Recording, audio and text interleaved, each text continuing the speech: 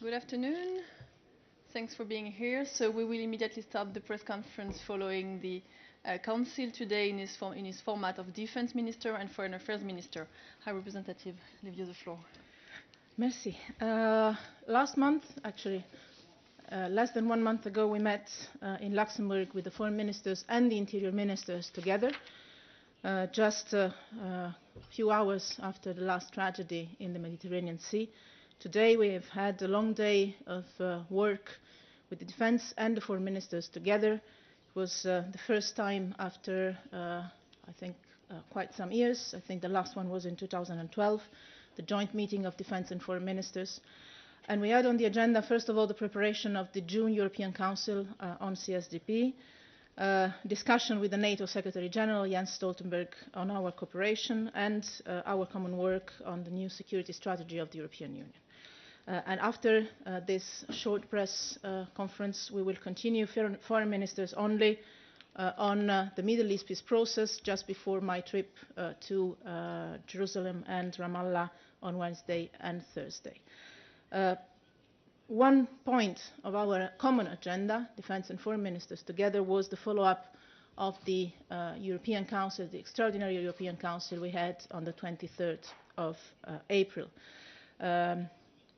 Asking for a quick, urgent action on a European level to face the tragedies at sea in the Mediterranean that represent both a humanitarian and a security challenge, first of all for Europe, but also for the region, for the Arab world, and also for the African countries.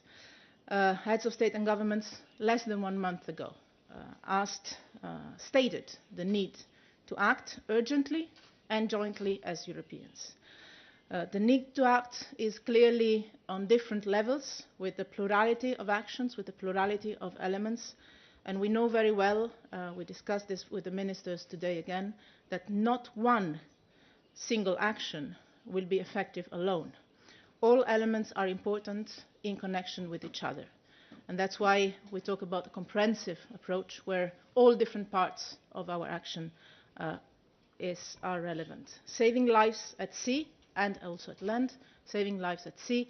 That's why we decided to reinforce Triton and Poseidon, working on the root causes in partnership in particular with our partners in the African Union and in the Arab world, in particular working on poverty and wars, crisis, and dismantling the criminal networks that are smuggling and trafficking people. All of this in a comprehensive way, with some internal actions and some external actions. The internal actions are obviously under the direct responsibility of, in the Council side, interior ministers, and the Commission side, the agenda on migration was adopted, as you know, last week, presented it. Commissioner Avramopoulos was sharing with us this presentation today, but the focus today was obviously foreign and defense ministers, the external part of our work to implement the decisions taken at the European Council in April. And on external action, we have three different elements. One side, increased partnership with African Union, with Arab countries, countries of origin and transit. Just yesterday we were discussing this with Turkey, increasing levels of cooperation on managing flows of refugees and migrants. Second, the decision to increase our presence with the already existing CSDP missions and operations. UCAP Sahel Niger has been discussed, and it has been decided already to increase our presence there last week. And last element, among many others, heads of state and governments asked me last month to prepare possible CSDP operation to dismantle the business model of smuggling organizations in accordance with international law. Now today, less than 1 month later, we adopted the crisis management concept and the decision to establish the operation with headquarters in Rome and with Commander Rear Admiral Credentino. The operation will consist in 4 phases.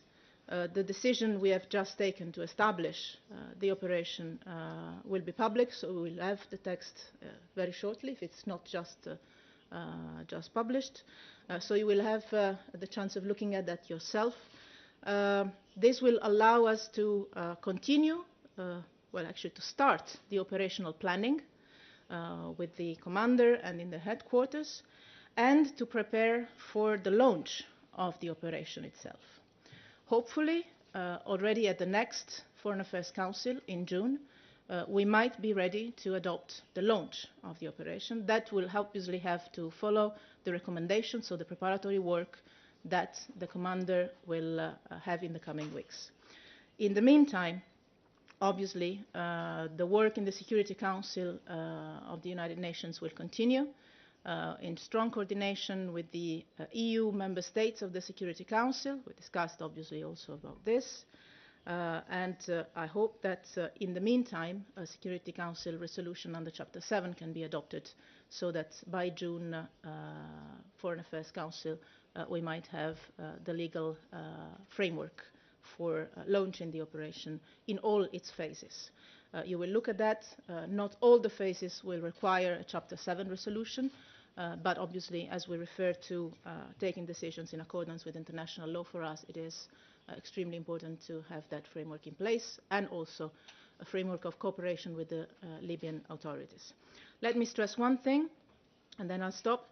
I think it is an absolute record in terms of timing. Establishing European Union operation, taking the decision to establish European Union operation in less than 1 month, I think is an absolute record in terms of time, which doesn't only mean that we've done a good teamwork, and I would like to thank all the services, not only in Brussels, but also in the capital cities, with a good coordination with New York as well, to work hard. But this shows, most of all, to me, that when we have the political will and the determination to act quickly, we can do it. So the European Union can act together and can act in a fast, proper way if the political will, if the strong political will and the will to work together as a team, as Europeans, is there. This is just the beginning of it.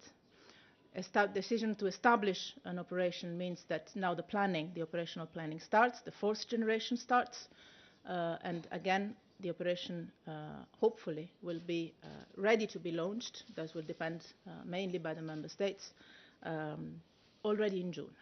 I stop here and wait for your questions. Okay. Noureddin, please. Madam High Representative, Noureddin